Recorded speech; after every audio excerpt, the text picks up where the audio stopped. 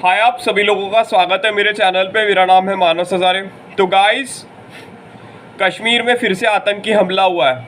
उन्होंने राज्य नहीं पूछा, उन्होंने भाषा नहीं पूछी, उन्होंने जाति नहीं पूछी, उन्होंने पूछा केवल धर्म। कश्मीर में एक बहुत ही बड़ा आतंकी हमला हुआ है। जी हाँ, आपने सही सुना। अक्सर पाकिस्तान कश्मीर के मुद्दे पे अक्सर प्रोपेगेंडा करते रहता है और कश्मीर को आज़ाद कराने का एक अलग तरीके का इसका सालों का प्रोपेगेंडा है। लेकिन अब बस बहुत हो गया। इस बार तो पाकिस्तान ने हद पार कर दी है। मैं चाहता हूँ आप इस वीडियो को एंड तक ज़रूर देखना और इस वीडियो पे कमेंट ज़रूर करना। और मैं चाहता हूँ ये वीडियो बहुत सारे लोगों तक पहुँच सके ताकि लोगों को पता चल सके कश्मीर में क्या हुआ है। दोस्तों, इस कपल को देख रहे हो आप। इस खुशहाल कपल को किसी की बुरी नज़र लग गई है। और हैरानी की बात यह है कि इस कपल की अभी अभी शादी हुई थी 16 अप्रैल को, मतलब अभी कुछ दिन पहले। और पाकिस्तान के आतंकवादियों ने कश्मीर में आतंकी हमला किया, जिसके कारण बहुत सारे लोग मारे गए हैं। ये देख लो आप, ये फोटो, कितने लोग मारे गए। ये तो कुछ भी नहीं। अभी तो और सुनो आप, बहुत सारे लोग आतंकी हमले में कश्मीर में मारे गए थे। और अभी कुछ दिनों पहले या फिर कुछ महीनों पहले कश्मीर में आतंकी हमले में वैष्णो देवी जाते हुए ट्रक में बहुत सारे श्रद्धालु थे, जिसमें बहुत सारे श्रद्धालु आतंकवादी के हाथों से मारे गए थे। ये जो ट्रक था ये जा रहा था वैष्णो देवी दर्शन करने। श्रद्धालु थे वैष्णो देवी के अंदर और इसमें बहुत सारे श्रद्धालु मारे गए थे। कब तक हिंदू मरता रहेगा, कब तक हिंदू जलता रहेगा। योगी आदित्यनाथ ने एक बहुत सही बात बोली थी, बटोगे तो कटोगे, और उनकी ये बात बिल्कुल सही है। अरे ये कपल, इस कपल की ये जो लड़की है ना, इसकी हाथों की मेहंदी भी नहीं निकली थी और इसके सुहाग को छीन लिया। इनको भी देखो आप जरा, उन्होंने धर्म पूछा और आतंकवादियों ने प्राइवेट पार्ट्स देखे और तब जाके गोली मार दी। ऐसे बहुत सारे आतंकवादियों ने बहुत सारे लोगों को मौत के घाट उतार दिया। इस कपल को देखो आप फिर से, 1 महीना भी नहीं हुआ था, 10 दिन भी नहीं हुए थे। ये कपल लोग कश्मीर घूमने गए थे ताकि कश्मीर की ठंडी हवा देख सके, कश्मीर की खूबसूरती देख सके। लेकिन इन्हें कहाँ पता था कि इनका टूरिज़्म मौत बन जाएगा, इनका टूरिज़्म गम में बदल जाएगा। और वही हुआ। और इसमें राजीव दीक्षित की एक बात भी मेरे को याद आती है। हालांकि मैं उनको बहुत कम बार देखता था। राजीव दीक्षित का कहना है कश्मीर के टूरिज़्म को हमें बॉयकॉट करना होगा।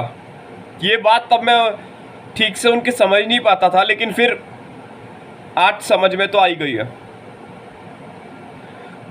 अक्सर पाकिस्तान आतंकी हमले करते रहता है कश्मीर में और आम लोग मारे जाते हैं इसमें। चाहे वो 2016 का आतंकी हमला हो उरी में, 2019 में हो आतंकी हमला, और अभी 2024 और 25 में, मतलब देख सकते हो लगातार 2 साल आतंकी हमला।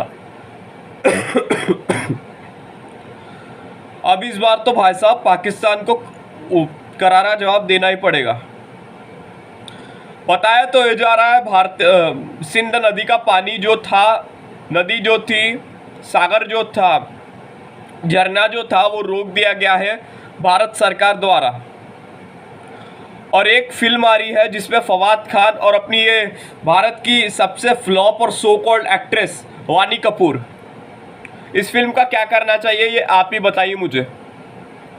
क्योंकि इस कदर पाकिस्तान ने अपने सारे पापों की सीमा पार कर दी है, पापों की हद पार कर दी है कि आप ही अपना जवाब दीजिए मुझे।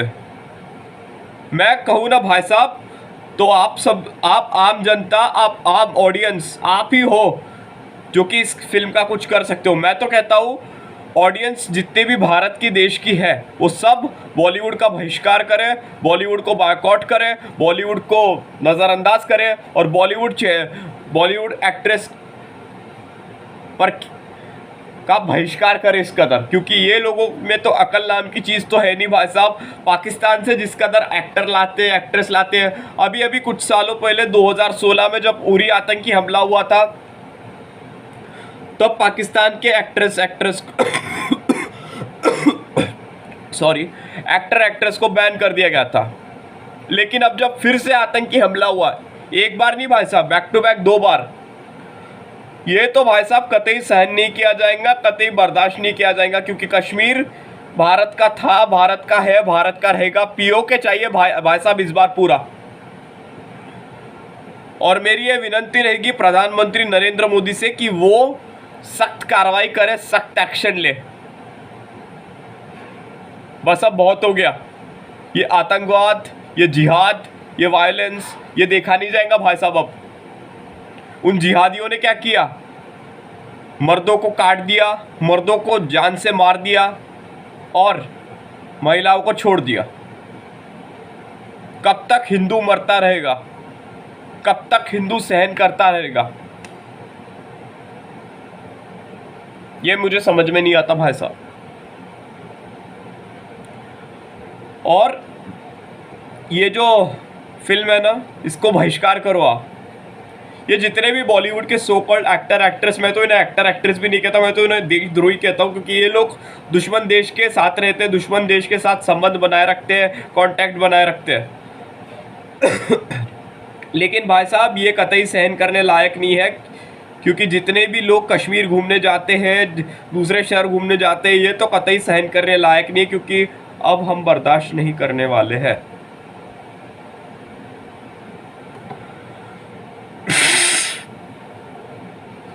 शर्म आनी चाहिए हमें अपने आप पे, शर्म आनी चाहिए यार, कि हमारे देश की इंडस्ट्रीज दुश्मन देश को सपोर्ट करती है, इस दुश्मन देश को सपोर्ट करती है। और भी सुनो भाई साहब, ये तो कुछ भी नहीं है। पिछले साल जब ये पूरी इंडस्ट्री है, सो कॉल्ड इंडस्ट्री, मैं बोलूँ Bollywood industry, all eyes on Rafah post कर रहे थे। अब ये कहाँ गए भाई साहब, कहाँ गए अब तुम लोग? डर गए क्या? सिट्टी पिट्टी गुल हो गई? तब तो मस्त पोस्ट कर रहे थे इंस्टाग्राम में और सोशल मीडिया में, ऑल आइज ऑन रफा। अब कहाँ गए तुम लोग? अरे कश्मीर में इतना आतंकी हमला हुआ है, कश्मीर में इतने बेकसूर हिंदू मारा जा रहा है, और इधर ही नहीं भाई साहब, इन लोगों ने मर्दों को काट दिया, मर्दों को जान से मार दिया, लेकिन उनकी बीवियों को छोड़ दिया, महिलाओं को छोड़ दिया। इन महिलाओं ने भी भीख मांगी थी कि मुझे भी जान से मार दो, लेकिन इन आतंकवादियों ने कहा जा अपने मोदी के पास। मतलब इन्होंने खुद प्रधानमंत्री नरेंद्र मोदी को धमकी दी है। गुस्सा आता है यार, खून खोल उठता है कि अपने देश के सेकुलर लोग, लिबरल लोग इसको सपोर्ट करते हैं। शर्म आनी चाहिए हमें खुद पर कि हम इन जैसे लोगों को आइडल मानते हैं, इन जैसे लोगों के हम लोग फैन हैं।